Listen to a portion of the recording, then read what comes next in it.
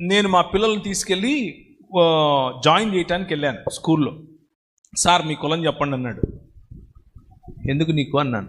రాయాలి సార్ అన్నాడు. నాకు లేదురా అన్నాను. అటెండ్ సార్ మీరు చెప్పాలి సార్, మీరు ఒప్పుకో.